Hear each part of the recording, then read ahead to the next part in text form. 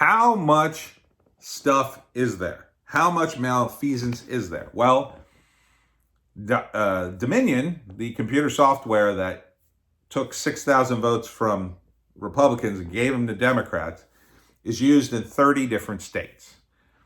That's not good. Somebody's going to really have to get in. We're going to have to get some good computer nerds to see, is this a fluke? Is this a virus? Did somebody hack it?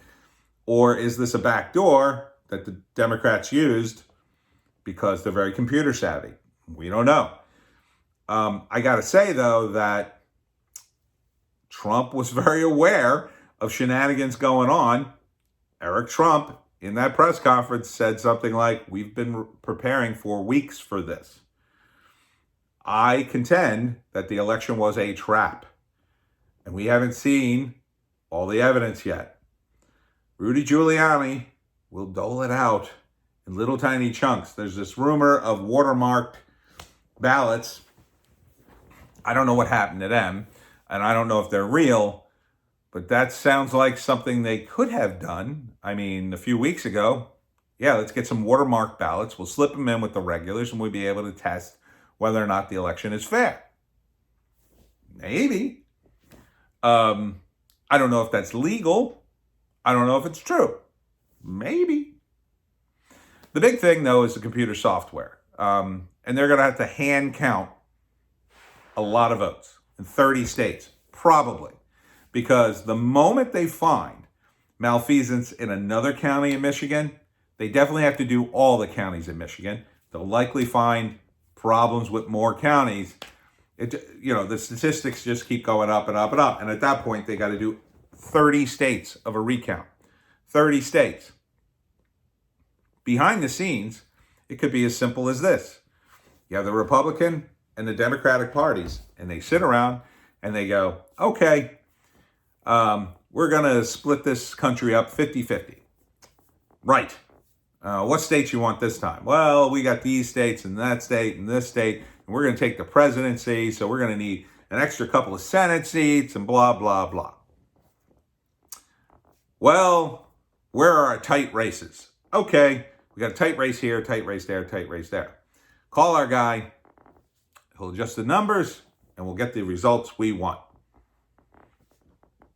Why not? Why couldn't that be?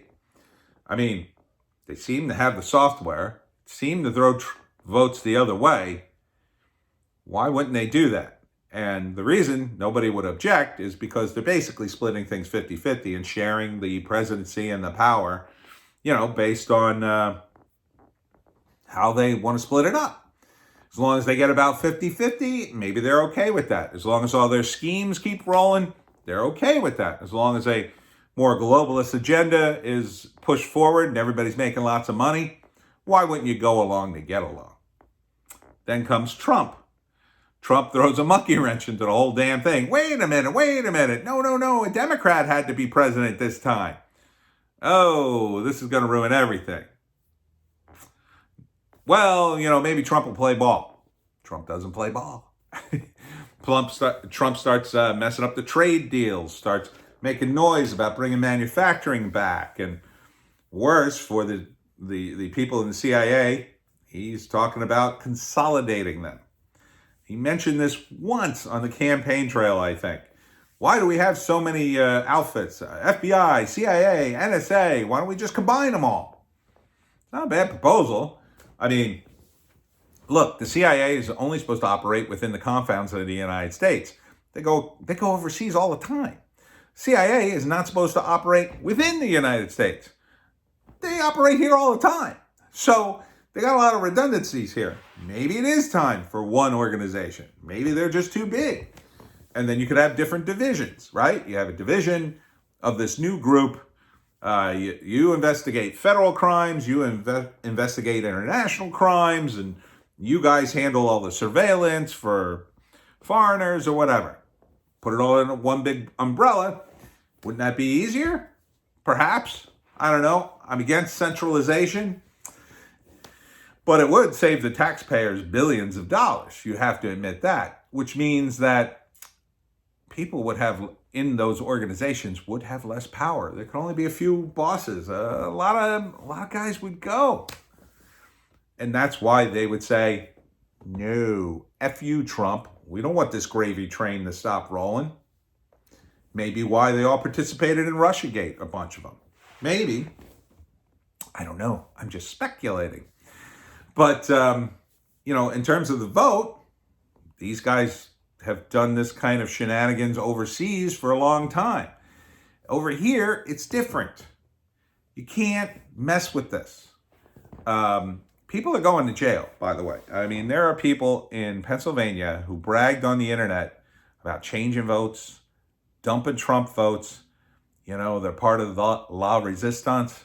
They're going to jail. It's a very serious crime. And guess what? The Democrats aren't going to save them. No. The Democrats are going to say, oh, well, there was some malfeasance, but not enough to change the election. Oh, we should throw those people in jail. Yeah. That's why this partisanship is so bad. Now, look, I am a realist. I know that Trump could lose this whole process. There's a million things that could go wrong. I'm not going to cry about it. I mean, I think it would suck. I think Biden's a terrible, terrible choice for president, and Kamala's even worse. But I also know that Mitch McConnell won't let anything these idiots want to pass. But then again, Mitch McConnell was happily passing things for the Obama administration. So, it's going to go back to normal in that we're going back to the slow decline of the United States. That's true. And then the various media companies that are now telling you Biden is president-elect will tell you, well, that's just the way things go. The United States had its time to ride into the sunset, everyone. Oh, and don't forget to buy some of those wonderful Chinese products. They're so cheap. Oh, but you don't have a job.